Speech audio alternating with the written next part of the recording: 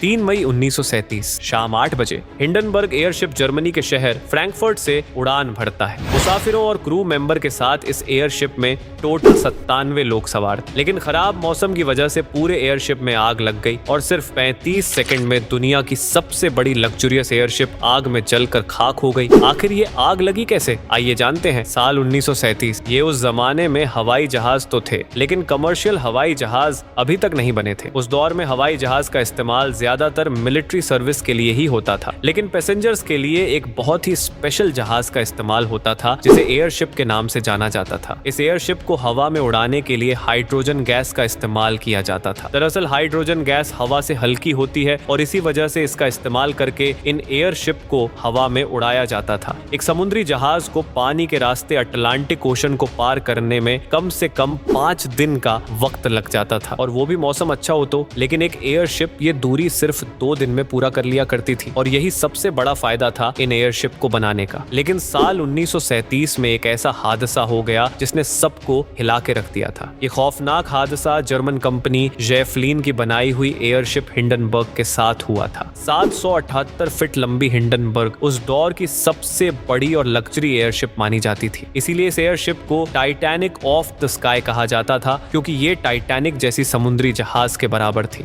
इस एयरशिप में 16 hydrogen gas bags इस्तेमाल किए गए थे, जिनकी लंबाई 30 मीटर तक थी, और इन गैस बैग्स में एक वक्त में 2 lakh cubic metre hydrogen gas भरी जा सकती थी। 135 किलोमीटर की रफ्तार से उड़ने वाले हिंडनबर्ग ने अपनी पूरी सर्विस के दौरान टोटल 62 कामयाब फ्लाइट्स कर चुका था, लेकिन अपनी 63वीं फ्लाइट के दौरान उसके साथ बहुत बड़ा हादसा हो गया। 3 मई 1937 शाम 8 बजे के करीब हिंडनबर्ग ने जर्मनी के शहर फ्रैंकफर्ट से उड़ान भरी। मुसाफिरों और क्रू मेंबर के साथ इस एयरशिप में 97 लोग मौजूद थे। टाइम के मुताबिक हिंडनबर्ग को 6 मई की सुबह यानी 2.5 दिन के अंदर लेक हर्ष न्यू जर्सी के नेवल एयरबेस पर लैंड करना था। फ्रैंकफर्ट से न्यू जर्सी का फैसला 6500 किलोमीटर तक का था। 5 मई के दिन मौसम काफी खराब था और बारिश के साथ तूफानी हवा रुकने का नाम नहीं ले रही थी। अपनी टॉप स्पीड पर चलने के बावजूद भी हिंडनबर्ग अपने समय से 12 घंटे पीछे था, क्योंकि अगले दिन 6 मई की सुबह हिंडनबर्ग को लेक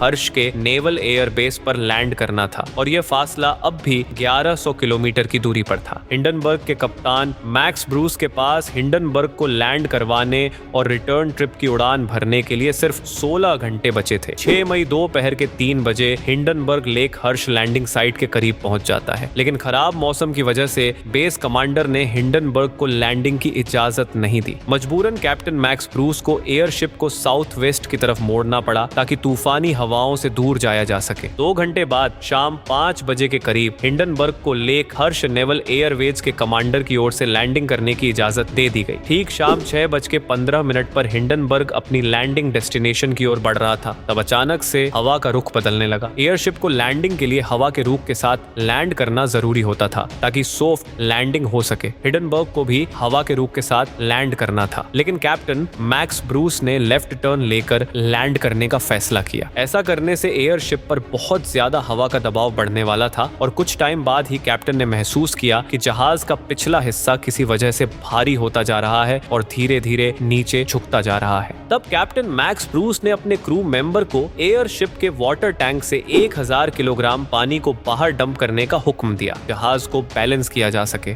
एयरशिप की लैंडिंग के वक्त कुछ रस्सियां नीचे ग्राउंड की पर फेंकी जाती थी, जिसे मूरिंग लाइंस कहते हैं। इन रस्सियों को ग्राउंड पर मौजूद क्रू मेंबर की मदद से मूरिंग टावर के साथ अटैच करके धीरे धीरे जमीन पर लाया जाता है। पर अचानक से हिंडनबर्ग के पिछले हिस्से में आग भड़क उठी, और आग लगने के साथ ही हिंडनबर्ग का पिछला हिस्सा नीचे की ओर गिरने लगता है और अगला हिस्सा तकरीबन 100 मीटर तक ऊपर हो गया। हिंडनबर्ग को आग ने अपनी लपेट में ले लिया और पूरे एयरशिप में आग लग गई। सिर्फ 35 सेकंड में दुनिया की सबसे बड़ी लग्जरी एयरशिप आग में जलकर खाक हो गई, और इसी 35 सेकंड के दौरान ये मैं बहुत से मुसाफिर जहाज की खिड़कियों को तोड़कर बाहर कूदने में कामयाब हो गए थे। 97 लोगों में से 36 मुसाफिर और क्रू मेंबर्स इस हादसे में अपनी जान गंवा बैठे। हिंडनबर्ग की लैंडिंग के दौरान ग्राउंड पर बहुत से मीडिया के लोग भी मौजूद थे, और एयरशिप में आग लगने के बाद किसी को समझ नहीं आया कि हुआ क्या है। वहीं पर मौजूद एक रेडियो ब्रॉडकास्टर ये खौफनाक तबाही अपनी आंखों से देख रहा था। और ये हादसा उसने लाइव रेडियो पर ब्रॉडकास्ट किया था, जिसकी रिकॉर्डिंग आज भी इंटरनेट पर मौजूद है। एयरशिप की बॉडी और आसपास का जो माहौल था उसके बीच एक डिफरेंस ऑफ इलेक्ट्रिक पोटेंशियल आ गया था, क्योंकि हाइड्रोजन गैस एक फ्लेम्बल यानी फ्री आग पकड़ने वाली गैस कहलाती है। और जैसे ही आसपास के माहौल में एयरशिप के एयर बैग्स में भरी हाइड्रोजन गैस ऑक्सीजन के कांटेक्ट में आ गई, स्विंग अभी अचानक से उस एयरशिप में आग भड़क उठी